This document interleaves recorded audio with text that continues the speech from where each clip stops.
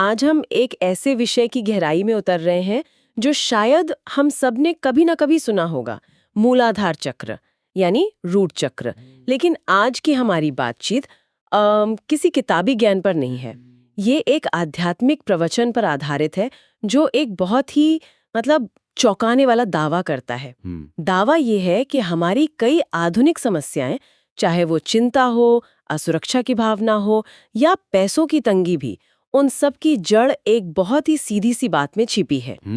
हम मिट्टी को छूना भूल गए हैं। ये वाकई एक दिलचस्प नजरिया है, क्योंकि आमतौर पर जब हम चक्रों की बात करते हैं तो हम इसे बहुत रहस्यमय या आध्यात्मिक मानकर छोड़ देते हैं।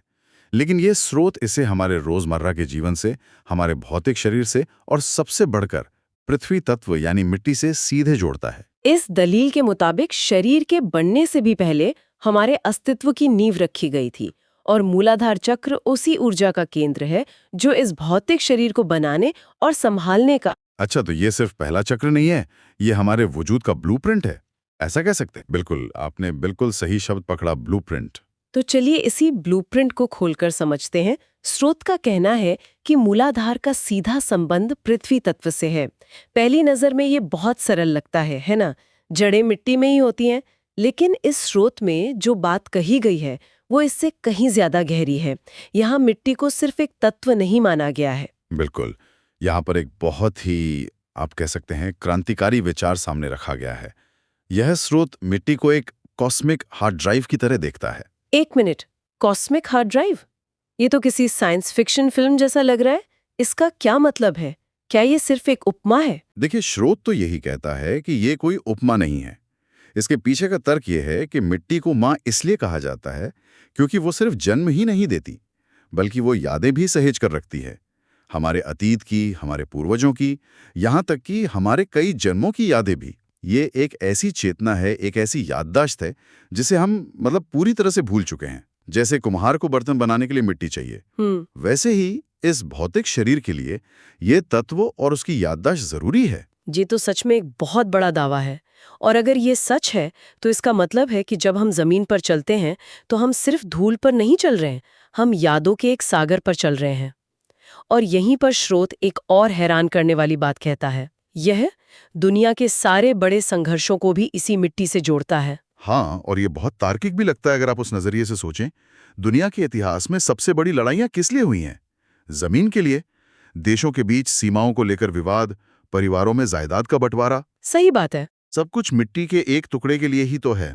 इस स्रोत के मुताबिक अहंकार और मेरा होने की जो भावना है, उसका केंद्र भी मूलाधार ही है।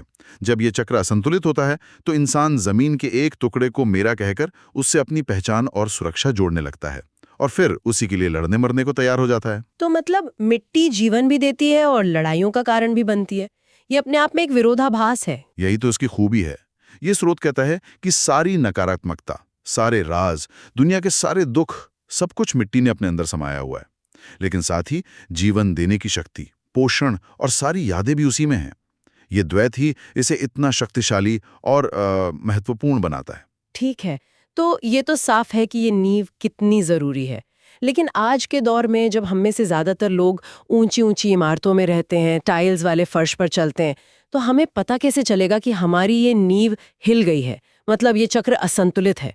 मुझे लगता है कि इसके लक्षण जानना बहुत जरूरी है। बिल्कुल, और स्रोत इसके कुछ बहुत ही साफ और गहरे संकेत बताता है।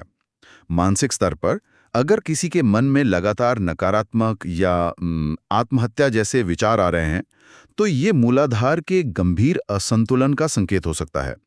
ये सिर्फ उदासी नहीं है, ये अपने अस्तित्व की जड़ों से ही कट जाने का एहसास है। इसके अलावा दूसरों पर भरोसा ना कर पाना, हर वक्त एक अनजानी असुरक्षा महसूस करना और ये लगना कि मैं यहाँ अकेला हूँ या मैं इस दुनिया में फिट नहीं होता, ये सब इसी से जुड़ा है। रुकिए, आप कह रहे हैं कि किसी पर भरोसा ना कर पाने जैसी भावना का संबंध भी शरीर के इस ऊर्जा केंद्र से हो सकता है? ये तो बड़ी हैरान करने वाली बात है। और शारीरिक स्तर पर क्या होता है? शारीरिक लक्षण तो और भी आम है, लेकिन हम उन्हें कभी इस नजरिए से देखते नहीं हैं। जैसे बार बार बीमार पड़ना, यानी कमजोर इम्यूनिटी, हाथ पैर हमेशा ठंडे रहना, चाहे मौसम कैसा भी हो। साइटिका का दर्द, जो सीधे रीढ़ की हड्डी के निचले हिस्से से जुड़ा है, और खासतौर पर महिलाओं में घुटनों, नसों और पैरों से जुड़ी समस्याएं। स्रोत में तो एक आंकड़ा भी दिया गया है ना, कि महिलाओं में ये समस्या पुरुषों की तुलना में 70-30 के अनुपात में ज्यादा होती है। क्या इसका कोई कारण बताया गया है? हाँ, और कारण हमारी आधुनिक जीवन शैली में ही छिपा है। हम कंक्रीट के जंगलों में रहते हैं, हमारा मिट्टी से संपर्क लगभग खत्म हो गया है। स्रोत में एक बहुत दिलचस्प उदाहरण दिया गया है डिटॉल वाले ऐड का। ये हमारी मानसिकता को दिखाता है। हमें सिखाया गया है कि मिट्टी मतलब गंदगी, मिट्टी मतलब कीटाणु। ये तो बिल्कुल सही बात है। मैं खुद अपने बच्चों को कहती हूँ, मिट्टी में मत खेलो, गंदे हो जाओगे। यह एक बहुत ही सहज प्रतिक्रिया बन गई है। और यही वो मानसिकता है जिसने हमें हमारी जड़ों से काट दिया है।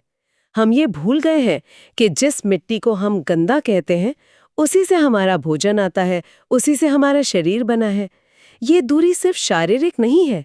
जब हम अपनी नींव से शारीरिक रूप से दूर होते हैं, तो हम आध्यात्मिक रूप से भी अस्थिर हो जाते हैं। ठीक है, ये तो एक बहुत ही गंभीर तस्वीर है।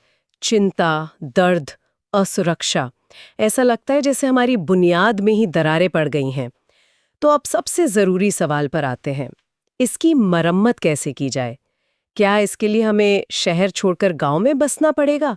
क्योंकि मतलब 10वीं मंजिल के अपार्टमेंट में रहते हुए ये सब करना तो नामुमकिन सा लगता है। मुझे इस स्रोत की सबसे अच्छी बात यही लगी कि ये कोई अव्यवहारिक समाधान नहीं देता। ये बहुत ही ठोस और जमीनी उपाय बताता है जिन्हें कोई भी अपना सकता है। सबसे पहला और सबसे जरूरी उपाय है मिट्टी से सीधा संपर्क बनाना। लेकिन कैसे? क्या रोज पार्क में नंगे पैर टहलने से काम चल जाएगा? वो एक अच्छी शुरुआत है, लेकिन स्रोत इससे भी आगे की बात करता है। जैसे अगर किसी को घुटनों में बहुत दर्द है, तो चिकनी मिट्टी या मुल्तानी मिट्टी का लेप लगाने की सलाह दी गई है। इसके पीछे का विज्ञान ये है कि मिट्टी में सोखने की एक अद्भुत क्षमता होती है। जब आप मिट्टी का लेप लगाकर उसे सूखने देते हैं, तो वो आपके शरीर से सिर्फ नमी ही नहीं, बल्कि दर्द, सूजन और आप कह सकते हैं नकारात्मक ऊर्जा को भी खींच लेती है। ये एक तरह का प्राकृतिक डिटॉक्स है। और ये सिर्फ इलाज के लिए नहीं है ना?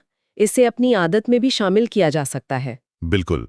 घर में बागवानी करना, भले ही कुछ गमलों में ही क्यों ना हो, एक बहुत शक्तिशाली उपाय बताया गया है। जब आप अपने हाथों से मिट्टी को छूते हैं, उसे तैयार करते हैं, उसमें बीज बोते हैं, तो आप अनजाने में ही अपनी बुनियाद की ऊर्जा से जुड़ रहे होते हैं। ये अपने फोन को चार्ज करने जैसा है। आप अपनी ऊर्जा को उसकी असली स्रोत से चार्ज कर रहे हैं। ये तो समझ में आता है। और भोजन के बारे में भी कुछ बताया गया है। लाल रंग की चीजें खाने की सलाह क्यों दी गई है? क्या रंग का कोई वैज्ञानिक महत्व है? यहाँ रंग प्रतीक के तौर पर ज्यादा है, लेकिन इसके पीछे का तर्क बहुत गहरा है। स्रोत कहता है कि हम हर दिन मिट्टी ही तो खाते हैं, बस उसका रूप बदला हुआ होता है। हर सब्जी, हर फल, हर अनाज मिट्टी से ही ऊर्जा लेकर उगता है। सही है।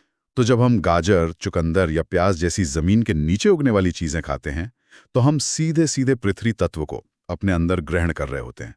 ये प्रकृति के माध्यम से अपनी जड़ों को मजबूत करने का एक तरीका है। और तीसरा उपाय है मंत्र का। लम बीज मंत्र का जाप। लेकिन इसमें सिर्फ मंत्र बोलना काफी नहीं है ना? इसमें खास निर्देश भी है। हाँ, और ये बहुत महत्वपूर्ण है। स्रोत इस बात पर जोर देता है कि जब आप लम का जाप करें, तो उसकी कंपन आपके सिर या गले में महसूस नहीं होनी चाहिए। आपको सचेत रूप से उस कंपन को अपने शरीर के सबसे निचले हिस्से में, रीढ़ की हड्डी के आधार पर महसूस करने की कोशिश करनी है, क्योंकि अलग-अलग ध्वनियां शरीर के अलग-अलग ऊर्जा केंद्रों पर असर करती हैं। लम की गहरी और जमीनी फ्रीक्वेंसी सीधे मूलाधार को उत्तेजित करती है। अगर आप इसे गले में महसूस कर रहे हैं, तो ये सिर्फ एक आवाज है। अगर आप इसे अपनी रीढ़ के आधार पर महसूस कर रहे हैं, तो ये असली ऊर्जा का काम है। इसीलिए शायद स्रोत सतही उपायों की आलोचना करता है, जैसे सिर्फ लाल रंग के कपड़े पहन लेने से या लाल बोतल में पानी पीने से कुछ नहीं होगा। बिल्कुल, क्योंकि वो सब बाहरी चीजें हैं। जब तक आप प्रकृति के साथ एक वास्तविक भौतिक जुड़ाव नहीं बनाते, तब तक ये उपाय अधूरे हैं। असली हीलिंग आपकी जड़ों से, आपकी मिट्टी से जुड़ने पर ही शुरू होती है। ये बहुत दिलचस्प है कि कैसे ये जमीनी उपाय हमारे व्यक्तिगत स्वास्थ्य को ठीक कर सकते हैं। लेकिन स्रोत इस बात को एक कदम और आगे ले जाता है ना? ये सिर्फ हमारे अच्छा महसूस करने के बारे में नहीं है। इसका असर हमारे रिश्तों और यहाँ तक कि हमारी आर्थिक स्थिति पर भी पड़ता है। हाँ, और यहीं पर यह चर्चा और भी गहरी हो जाती है। स्रोत मूलाधार चक्र को सीधे तौर पर हमारे माता पिता के साथ, हमारे रिश्ते और पैतृक संपत्ति से जोड़ता है। ये दावा किया गया है कि दुनिया के 90% संपत्ति विवाद इसी एक चक्र की ऊर्जा से पैदा होते हैं। 1 मिनट, 90%। ये आंकड़ा तो बहुत ही ज्यादा है। क्या स्रोत इस बात का कोई आधार बताता है, या ये सिर्फ मतलब मुद्दे पर जोर देने के लिए एक प्रतीकात्मक संख्या है? यह संख्या शायद प्रतीकात्मक हो, लेकिन इसके पीछे की मनोविज्ञान को समझना जरूरी है। स्रोत का तर्क है कि जब हमारी जड़ें, हमारा मूलाधार कमजोर होता है, तो सुरक्षा और स्थिरता की भावना अंदर से खत्म हो जाती है। तो हम उस सुरक्षा को बाहर की चीजों में ढूंढने लगते हैं, जमीन में, घर में, पैसे में। अच्छा। मेरी जमीन, मेरा घर को लेकर जो लड़ाई होती है, वो असल में जमीन के लिए नहीं होती। वो स्थिरता की डेस्परेट खोज के लिए होती है, जो हमारे अंदर मौजूद नहीं है। भाई भाई ने एक दूसरे से इसलिए लड़ते हैं क्योंकि वे दोनों अंदर से असुरक्षित महसूस कर रहे होते हैं। वाओ, मैंने कभी संपत्ति विवाद को इस नजरिए से नहीं देखा था। इसका मतलब तो ये हुआ कि एक संतुलित मूलाधार चक्र इंसान को न सिर्फ शारीरिक और मानसिक रूप से, बल्कि आर्थिक रूप से भी स्थिर कर सकता है। स्रोत में तो ये भी कहा गया है कि अगर सिर्फ ये एक चक्र भी मजबूत हो जाए तो इंसान गरीबी से बाहर निकल सकता है। बिल्कुल, क्योंकि आत्मविश्वास और सुरक्षा की भावना यहीं से आती है। जब आपको अपनी जड़ों पर भरोसा होता है, जब आप जमीन से जुड़े होते हैं, तो आप दुनिया में कुछ भी हासिल करने का साहस और स्थिरता रख सकते हैं। आपकी भौतिक इच्छाएं आसानी से पूरी होने लगती हैं, क्योंकि आप उन्हें डर या कमी की भावना से नहीं मांग रहे होते, बल्कि स्थिरता और अधिकार की भावना से मांग रहे होते हैं। इसी सिलसिले में स्रोत में राइट ब्रदर्स के बच्चों का एक बहुत ही प्रभावशाली किस्सा है। ये कहानी मिट्टी की शक्ति को बहुत ही खूबसूरती से दर्शाती है। हाँ, ये एक अद्भुत उदाहरण है। कहानी ये है कि उनके बच्चों के बीच संपत्ति का विवाद इतना बढ़ गया था कि बात हाथ से निकल रही थी। तब एक मध्यस्थ ने एक बहुत ही सरल लेकिन गहरा काम किया। उसने दोनों भाइयों से कहा कि वे अपनी अपनी जमीनों से थोड़ी थोड़ी मिट्टी लेकर आएं। और जब वो ले आए तो उसने उन दोनों की लाई हुई मिट्टी को सबके सामने एक साथ मिला दिया, और फिर उस मिली हुई मिट्टी को 2 बराबर हिस्सों में बांटकर दोनों को दे दिया। इसके पीछे का संदेश बहुत साफ था। तुम जिस जमीन के लिए लड़ रहे हो, जिसे मेरी और तेरी कह रहे हो, वो मूल रूप से एक ही है। उसका स्रोत एक ही है। तुम दोनों एक ही मिट्टी के हिस्से हो। और कहते हैं कि इस घटना का असर इतना गहरा हुआ कि 3 दिन के अंदर दोनों भाइयों ने एक दूसरे से गले मिलकर माफी मांग ली और विवाद हमेशा के लिए खत्म हो गया। ये मिट्टी की एकजुट करने वाली, हमें हमारी असलियत याद दिलाने वाली शक्ति है। ये दिखाता है कि मिट्टी सिर्फ एक भौतिक पदार्थ नहीं है। इसके पास अपनी एक चेतना है, एक याददाश्त है, जो हमें हमारे साझा मूल से जोड़ती है। जब हम उस चेतना से जुड़ते हैं तो अहंकार और मेरा तेरा का भाव अपने आप पिघलने लगता है। तो आज की हमारी इस गहरी पड़ताल का सार ये है कि मूलाधार चक्र कोई रहस्यमयी आध्यात्मिक अवधारणा नहीं है। ये पृथ्वी के साथ, स्थिरता के साथ और हमारे अपने अस्तित्व के साथ हमारा एक मौलिक भौतिक संबंध है। इस स्रोत का तर्क यही है कि मिट्टी से दोबारा जुड़ना अपनी ही नींव से दोबारा जुड़ने जैसा है। ये शहर की भागदौड़ में खोई हुई अपनी जड़ों को फिर से खोजने जैसा है। और मैं आज की बात को स्रोत में कही गई एक बहुत ही विचारोत्तेजक पंक्ति के साथ समाप्त करना चाहूंगा। उसमें लिखा है, पेड़ पौधों या कीड़े मकोड़ों की हिम्मत नहीं है कि वे मिट्टी को गंदा कह सकें। ये दुस्साहस सिर्फ इंसान करता है। ये हमारे लिए एक सवाल छोड़ जाता है। स्वच्छता और आधुनिकता की इस दौड़ में हमने अपने किस सबसे जरूरी और बुनियादी ज्ञान को गंदा मानकर खुद से दूर कर दिया है?